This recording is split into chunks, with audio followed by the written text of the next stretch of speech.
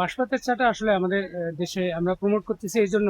এটা China, Thailand, Japan, Indonesia এইসব জায়গা মানে এই দেশগুলোতে অনেক চলে।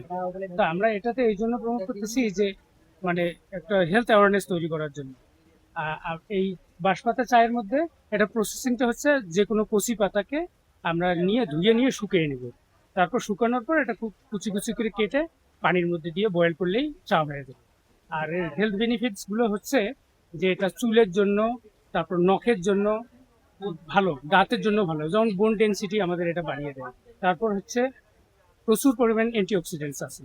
আর হচ্ছে অ্যান্টিব্যাকটেরিয়াল। তারপর হচ্ছে আমরা যে বয়সকালে যে কোলাজেন যেটা আমরা সাপ্লিমেন্ট হিসেবে নেই ইনজেকশনের মাধ্যমে, এই চাটা যদি আমরা নিয়মিত খাই তাহলে এই কোলাজেনের অভাবটা পূরণ হবে।